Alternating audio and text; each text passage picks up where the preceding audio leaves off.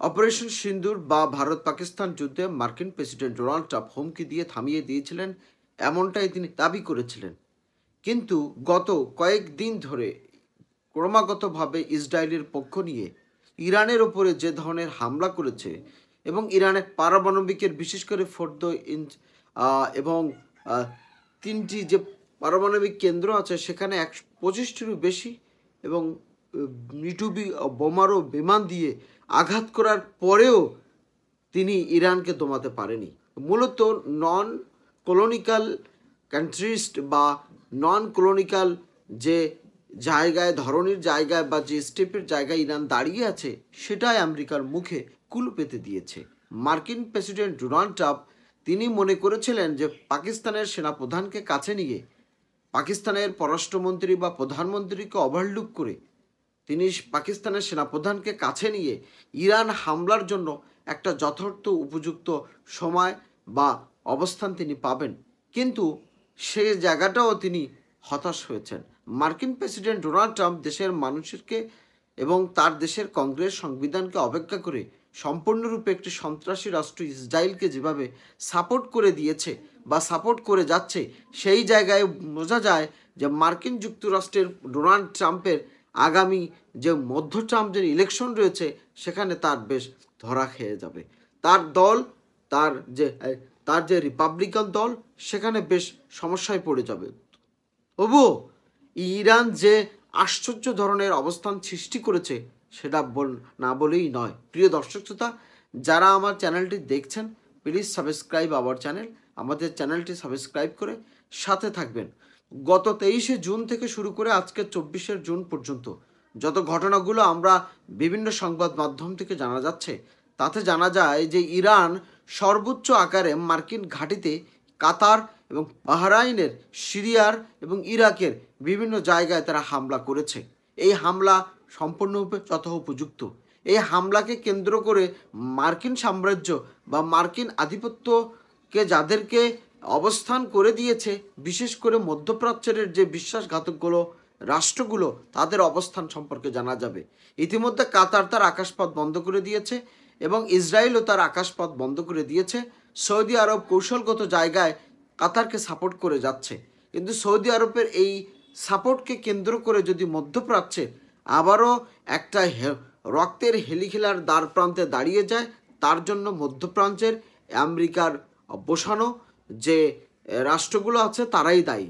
আমেরিকার বসানো রাষ্ট্রগুলোর মধ্যে কাতার, কুয়েত এবং সৌদি আরব, বিশেষ করে ওমান এবং জর্ডান, তারা যে গত কয়েক দশক ধরে আমেরিকার পা চেটে পুরা বিশ্বকে একটি আলাদা জায়গায় নিয়ে গিয়েছে তার বুঝতে বাকি নেই।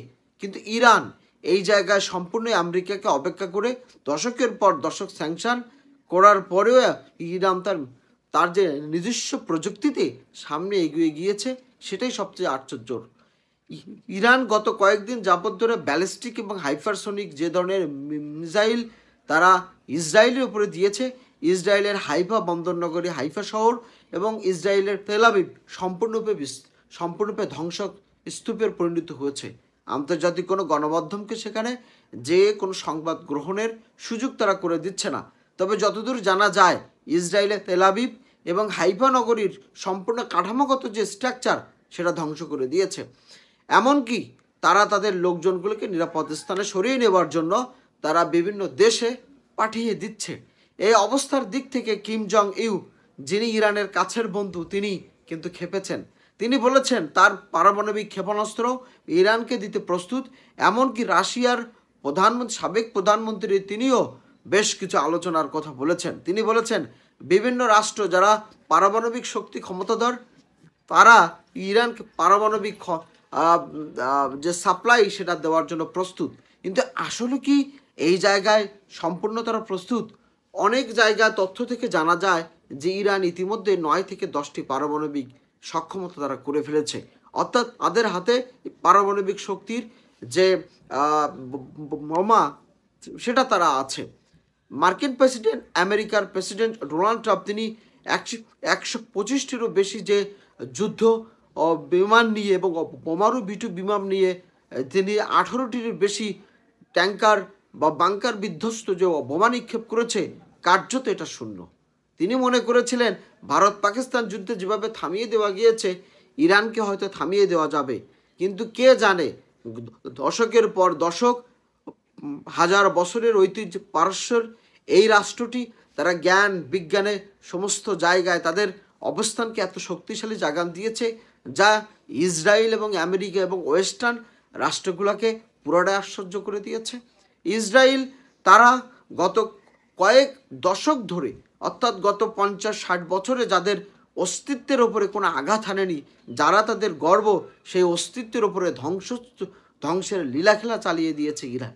এটিই হচ্ছে ইরানের সবচেয়ে বড় পাওয়ার। আমেরিকা সেই জায়গায় সবচেয়ে বড় হেরে গিয়েছে।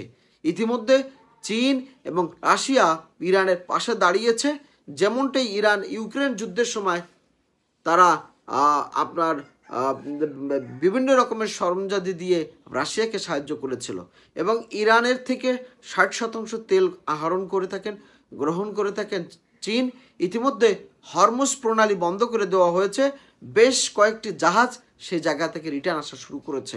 সব মিলিয়ে ইয়েমেনের হুতি, হিজবুল্লাহ, হামাস এবং ইরানের রিপাবলিকান অর্থাৎ ইরানের যে revolution guard, Islamic revolution guard, তারা মিলে যে মধ্যপ্রাচ্যের যুদ্ধের দামামা বেঁধেছে, সেই জায়গা নিয়ে আজকে কয়েকটি কথা বলবো।